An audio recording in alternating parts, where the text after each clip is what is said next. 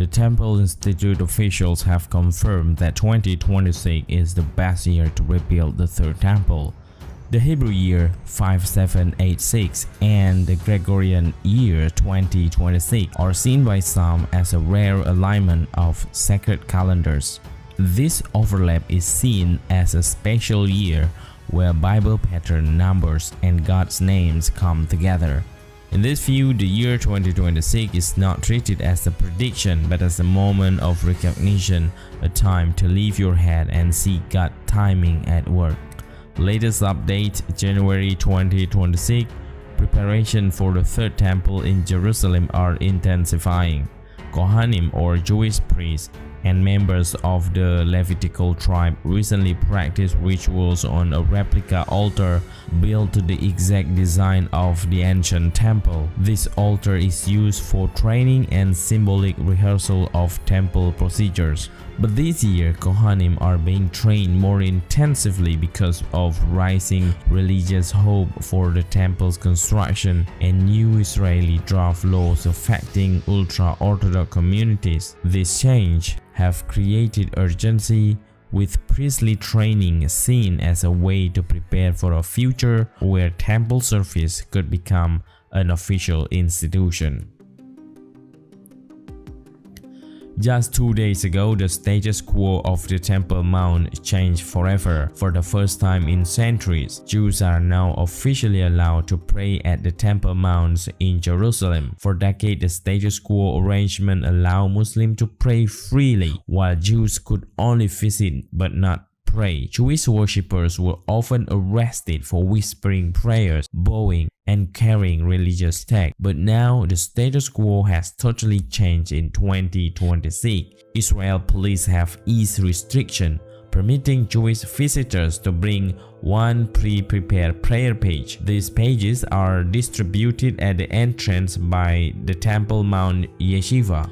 Many Jews believe full prayers book will be allowed very soon. This is the first official recognition of Jewish prayer at the site in modern time. But why now? Is this the sign that we are about to have the Third Temple very soon? The Islamic Waqf has no longer had control over the Temple Mount. Waqf officials themselves admit they have zero power there. The site is now fully under Israeli security, with police and the army keeping order. Observers say that if Israel takes full control of the Temple Mount, there are different ideas about what might happen to the Al-Aqsa Mosque. Some believe Jews would keep the mosque standing as it is, but allow Jewish prayer nearby, creating a shared space. Others think stricter rules could be set, limiting Muslim access while giving Jews more freedom to worship. A more dramatic view is that the mosque could one day be replaced or reshaped to make room for a rebuilt Jewish temple. In this case, many people are wondering, will Jews demolish Al-Aqsa Mosque? Since Al-Aqsa Mosque and the Dome of the Rock stand on the Temple Mount, rebuilding the temple would require either their removal or radical redesign of the site.